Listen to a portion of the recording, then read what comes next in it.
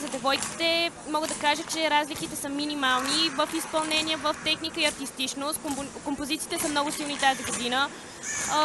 Какво да ви кажа? Всеки си има предпочитания, всеки си има свой любим тим. Като съдия аз трябва да бъда неутрална и да съдействам това, което виждам.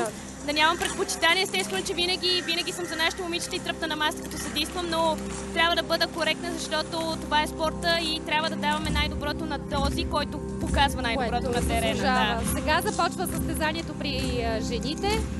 Първият отбор, който виждаме, е Перфето от Естония. Да. Това е отбор взел 9-то място вчера в квалификацията. Последен 10-ти се класира отбора на Етерелит. Ще ги видим малко по-късно, момичетата от Търново. Сега ще те помоля само неща, които ти правят впечатление, да ни ги отбелязваш и на нас. Окей. Било то като много добро изпълнение или като някакъв пропуск.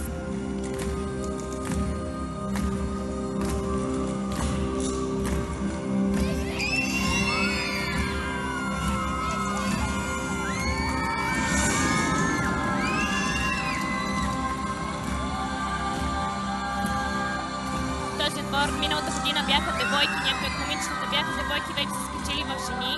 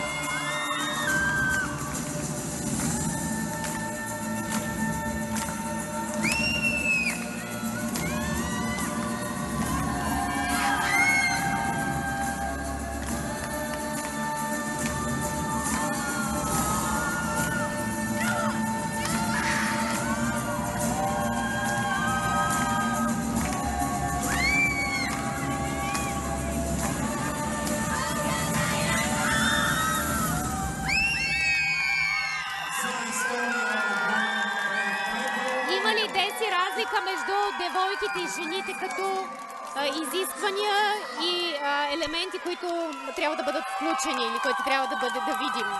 Или са... Не, по правилник жените и девойките играят по едни и същи правила, но при жените ще наблюдавате, че самите движения, самите преминавания от едно движение в друго са много по-плавни, много по-женствени, много по-издължени, докато при девойките, тъй като те все още са момичета, все още са мънички, нали, това не може още много чисто да се забележи, докато при жените, особено при най-добрите отбори, просто няма спиране. Те от движение в движение се сливат и продължават едно след друго. Именно заради това те печелят много в артистичност и в техника. Главно при този отбор, това, което ми направи впечатление, че на няколко пъти разбиха синхрона. Да, мисля, че това ще се отрази за оценката им за изпълнение, но като цяло силна композиция, децата играха силно. Ще видим какво ще дадат съдиите. Този отбор се представи на Европейското първенство тази година в Естония. Представиха се добре, тъй като те бяха и на собствена почва, те са отбор от Естония. Радвам се, че просто този отбор в Естония намира много голяма аудитория, много момичета се занимават с този спорт, както и в Финландия. Надявам се така да стане и в България.